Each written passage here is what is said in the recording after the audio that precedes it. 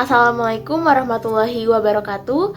Perkenalkan, kami dari kelompok 5. Nama saya Nida Aisyah Ramadhani dengan NIM 23140-729. Nama saya Maura Vidya Yasmin dengan NIM 23137 Prodi Manajemen. Perkenalkan, nama saya Tahlita Aziza dengan NIM 2310274 dari Prodi Manajemen. Perkenalkan, nama saya Sania Nazifah Stopo dengan NIM 2313268. Perkenalkan, nama saya Hasna Syifa Syaukia dengan NIM 23140708, Prodi Manajemen. Nama saya Salsabila dengan NIM 23140711, Prodi Manajemen. Perkenalkan, nama saya Puja Kamalia dengan NIM 23092, Prodi Manajemen. Perkenalkan, nama saya Azura Syuli Safina Naja dengan NIM 2310269. Perkenalkan, nama saya Putri Hijazah Fitri dengan NIM 23118, Prodi Manajemen. Kami dari kelompok 5 akan membahas tentang profil Desa Pancasila. Nah, jadi sebelum kita masuk lebih lanjut mengenai apa sih Desa Pancasila, kita akan membahas dulu pengertian dari Desa Pancasila. Nah, apa sih Desa Pancasila itu? Desa Pancasila adalah suatu konsep atau julukan yang diberikan kepada suatu desa yang masyarakatnya secara nyata menerapkan nilai-nilai Pancasila dalam kehidupan sehari-harinya. Desa ini menjadi contoh konkret bagaimana keberagaman suku, agama, ras, dan antar golongan atau SARA dapat hidup berdampingan secara harmonis dan damai. Nah, Desa Pancasila ini juga memiliki beberapa ciri-ciri loh. Yang pertama itu ada toleransi yang tinggi. Masyarakat saling menghormati perbedaan agama, kepercayaan, suku, dan juga budaya. Yang kedua adalah kerukunan. Warga hidup berdampingan dengan damai tanpa adanya konflik atau perpecahan di antara mereka. Yang ketiga adalah gotong royong. Masyarakat aktif terlibat dalam kegiatan sosial dan pembangunan desa. Yang keempat, kemanusiaan. Masyarakat saling peduli dan membantu satu sama lain. Dan yang terakhir adalah persatuan. Masyarakat bersatu padu dalam membangun desa untuk mewujudkan Desa Pancasila dengan menerapkan nilai-nilai Pancasila di kehidupan sehari-hari mereka. Mengapa disebut Desa Pancasila? Sebutan Desa Pancasila diberikan karena desa tersebut menjadi representasi nyata dari nilai-nilai luhur Pancasila. Kehidupan masyarakat di desa ini mencerminkan sila-sila Pancasila seperti sila pertama, ketuhanan yang Maha Esa, terlihat dalam toleransi antar agama. Sila kedua, kemanusiaan yang adil dan beradab, terlihat dari sikap saling menghormati dan membantu. Sila ketiga, persatuan Indonesia, terlihat dalam semangat gotong royong dan kebersamaan. Sila keempat, kerakyatan yang dipimpin oleh hikmat kebijaksanaan dalam permusyawaratan perwakilan, terlihat dalam pengambilan keputusan bersama. Sila kelima, keadilan sosial bagi seluruh rakyat Indonesia, terlihat dalam pembagian yang adil dan merata.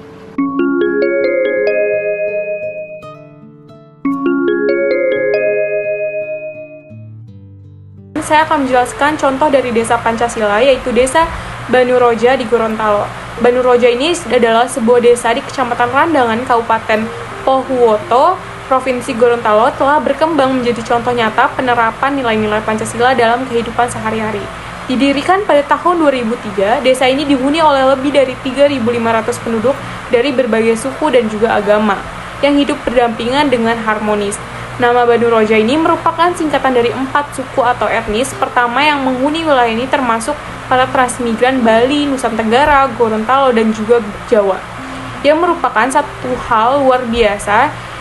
Jadi tuh keberagaman ini menjadikan Desa Banu Roja sebagai teladan nyata bagaimana nilai-nilai Pancasila dapat diterapkan secara konsisten dalam memperkuat ikatan sosial toleransi di tengah kebinekaan Indonesia.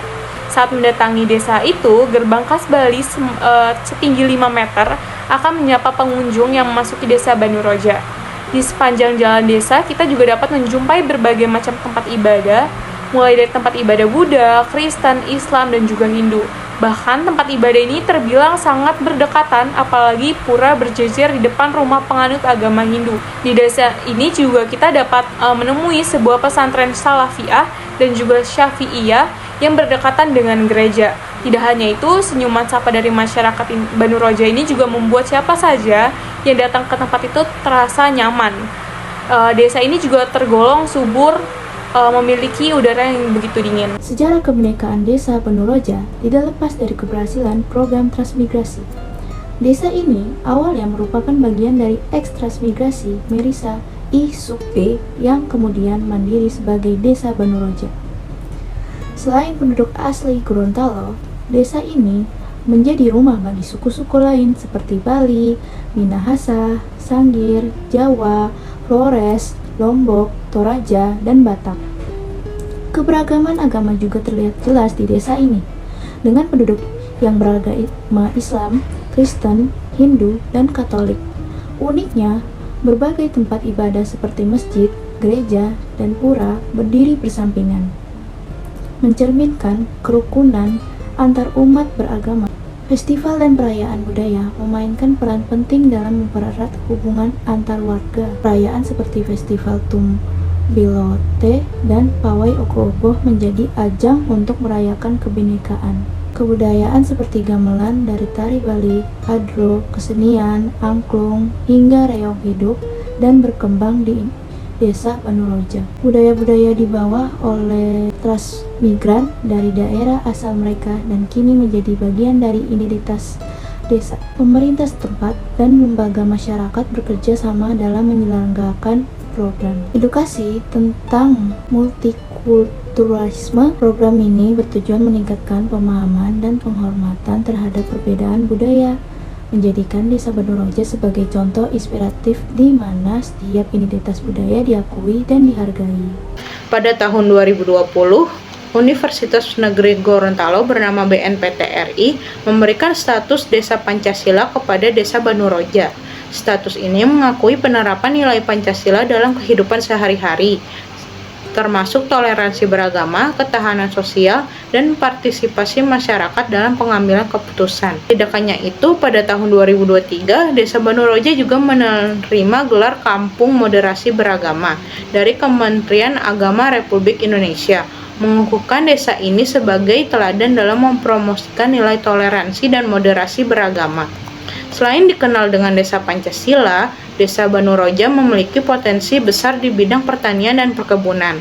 Desa ini terkenal dengan komoditas jagung, kelapa, dan buah naga. Kehadiran badan usaha milik desa, Satya Muda Kreatif, yang bergerak di bidang fotografi, memberikan kontribusi penting dalam branding desa. Selain itu, desa ini juga merintis bisnis pengolahan briket media tanam serta peternakan sapi, ayam, dan kambing. Desa Banuroja juga menjadi rumah bagi pondok pesantren Salafiyah Syafi'iyah yang terkenal di Gorontalo. Melalui lembaga mikro yang mengakar di masyarakat, desa ini fokus pada produksi dan pengolahan hasil pangan. Sejak tahun 2023, desa ini juga memiliki sadar wisata atau Pokdarwis yang bertujuan mengoptimalkan potensi pariwisata budaya yang dimiliki desa. Banuroja telah menunjukkan komitmen besar untuk masa depan dengan menyusun rencana pembangunan jangka menengah desa. Dokumen ini diselaraskan dengan rencana pembangunan provinsi dan nasional, termasuk pembangunan Bandara Panua Pahuwato, Transtaluditi, dan Bendungan Randangan. Pada tahun 2020, Desa Banuroja juga menjadi tuan rumah deklarasi Forum Perdamaian atau yang dinamakan dengan Forpis oleh Menteri Desa, Pembangunan Daerah Tertinggal, dan Transmigrasi, yaitu Bapak Abdul Halim Iskandar. Forpis bertujuan untuk mendorong perdamaian, kebinekaan, dan persatuan di seluruh Indonesia, dengan Desa Banuroja menjadi simbol kesuksesan integrasi antar budaya dan juga agama.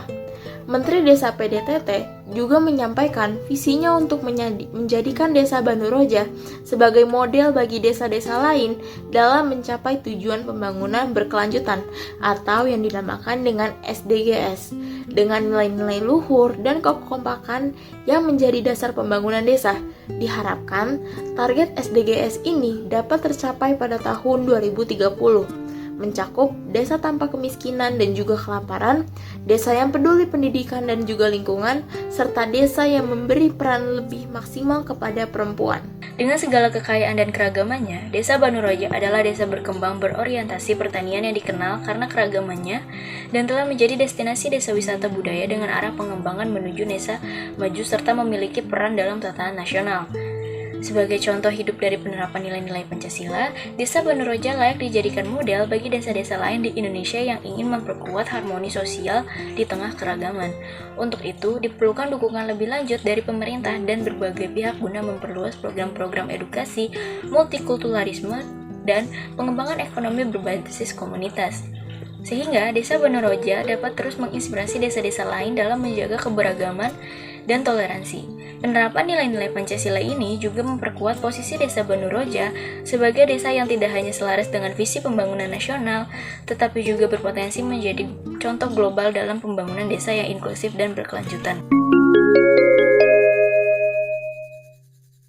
Kesimpulan dari kedua artikel atau pendapat, berdasarkan pembahasan artikel yang ada, selanjutnya kami akan memaparkan berbagai pendapat dari kelompok kami terkait kedua artikel sebelumnya yang membahas mengenai Desa Banuroja sebagai Desa Pancasila.